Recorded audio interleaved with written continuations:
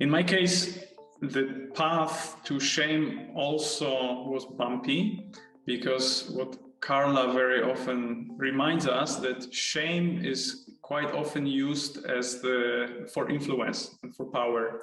So sometimes when I do lectures about types of powers, why people are listening to us, like other people are listening to other people, right? What kind of power people can try to exercise on us, and shaming is one of them. So very often I say about what are the consequences of using certain kinds of power, and shaming other people, it can be extremely effective, especially if it's done publicly, but there is a huge price to pay for it, right? So usually I always say that it should be avoided for any price, not to do it, because it's toxic and it's destructive. You cannot have engagement.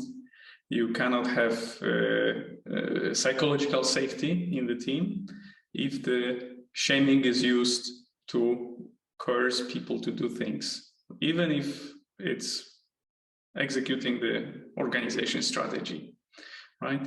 And unfortunately, our parents and the schools and most of the institutions are using it for some time. So to the moment when we are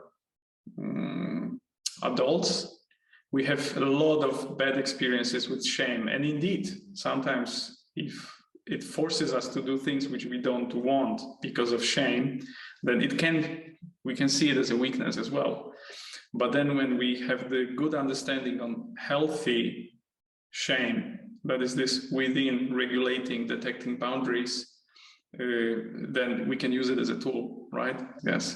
So definitely I sensitize people not to use shaming, and there is never a good reason. It can be always done differently and better without paying the consequence of bringing the toxic culture into organization.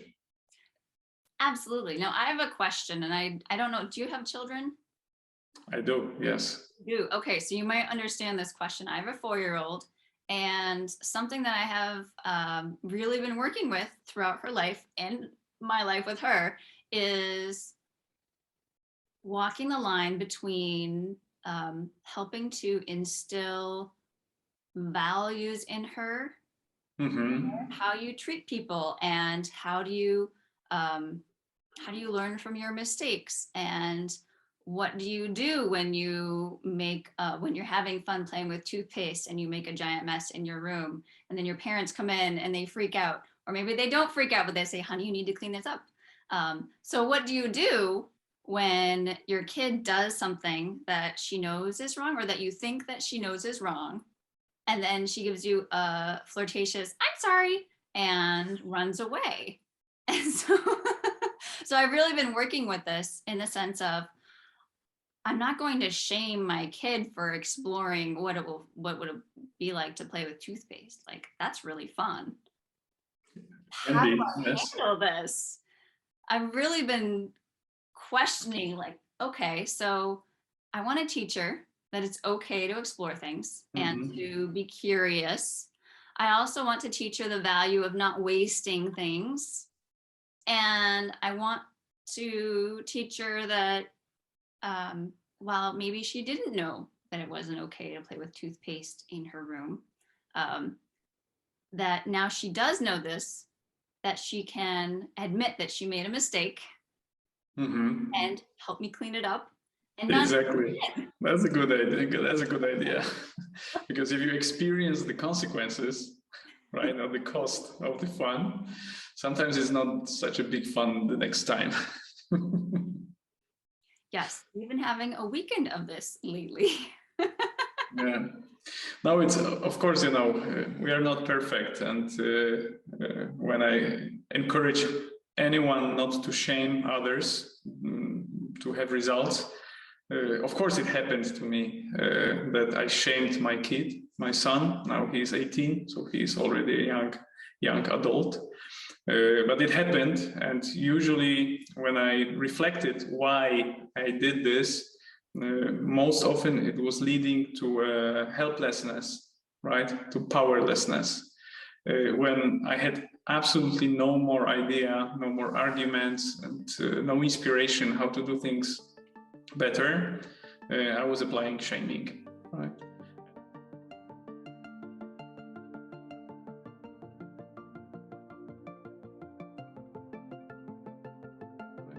And probably I still sometimes, from time to time, it's like, habits, old habits die hard.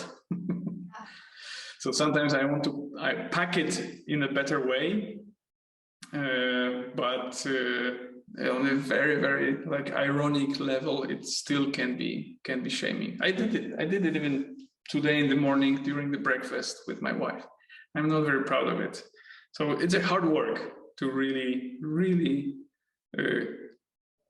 have the benefits of shame, understanding the shame, and use it to really catch those tiny signals that prevent from crossing the boundaries in a real time. Yeah. So it's a life's journey, but I know that I'm getting better and better, and other people can too.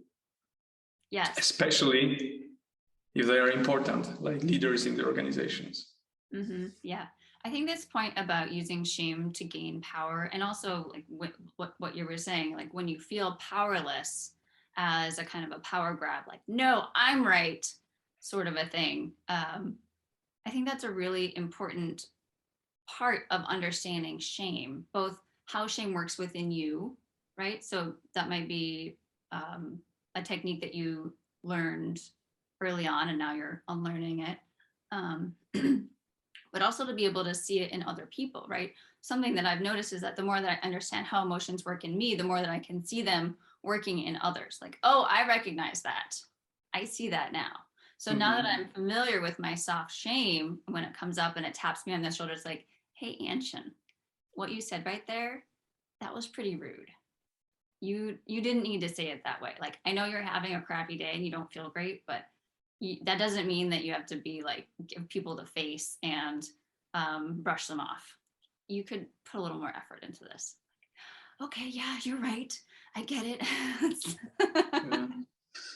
And that's something I truly appreciate in shame, that it helps me to calibrate between those two extremes. One extreme is being totally shameless.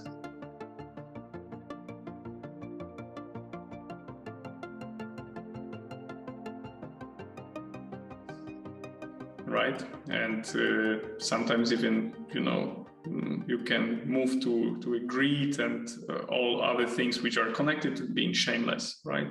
That you have actually absolutely no remorse of what you are doing to other people. So this is one extreme. On the other extreme, it's that you are shunning away from people, so avoiding people because you don't want to be judged by them.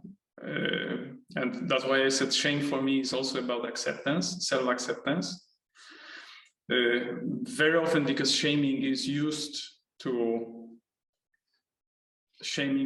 think bad about yourself, just to force you to do other things because you don't want to feel this, right? But people, if they are not accepting who they are a little bit ashamed, and they have this notion that they are not enough of something, or not worthy being liked, not worthy being included, not worthy being loved.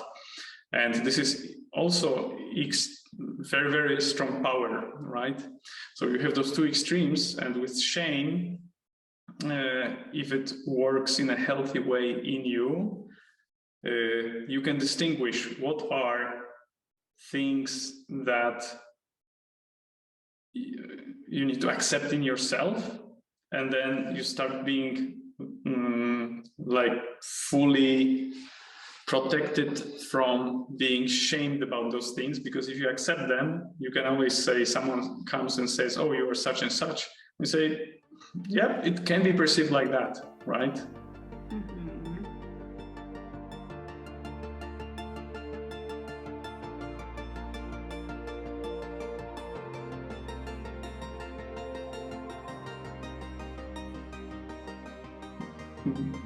and you can even start, you can make assertion that, yeah, this is what I can do for now. Maybe you have advice of what I can do differently, right? Or in which direction I should educate myself. What can I do better, right? And say, yeah, okay, I can try. We'll see how it goes, right? But this gives you a really strong foundation. But on the other hand, it calibrates also the other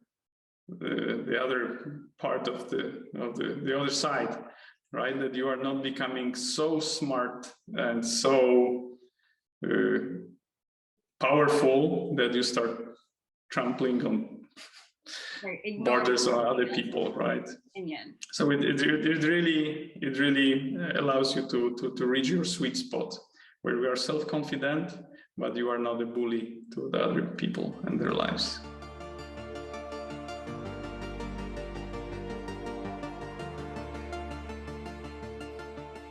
Right. And really, like you're talking about, it is a sweet spot of knowing what your values are, right? What's important to you? How is it important to you to carry yourself and to interact with other people in the world? But also, how is it important to you to treat yourself? So it's really, it's an outer reflection of those internal values and guidelines that you hold for yourself. Kind of like, I think of it as rules of conduct that we've each developed for ourselves. And when you were talking about being shamed earlier, people using shame as a source of power, it really makes me think about, well, people who are in places of power in children's lives. So teachers, coaches, caregivers, parents, even peers can really be have powerful influence over other people.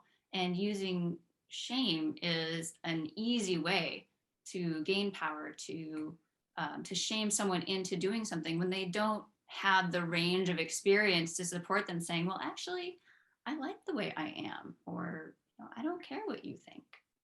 So it seems to me it's almost like a natural progression to go through these uncertain waters of, oh, well, I don't feel great about myself. This person said I looked dumb. But then coming to that realization of, I don't know if realization is the word, going through the hard work of self-acceptance, right? Recognizing, well, that person said that thing about me, but I think that, I think that I'm a cool person, or I don't care that I'm short, or I run more slowly than other people. Like I'm never going to be a fast runner, and that's okay to me because that's not really that important to me. Or so yeah, maybe this more. Is about acceptance of who we are, Exactly. what we can, what we cannot do, because we are all limited, in a certain areas.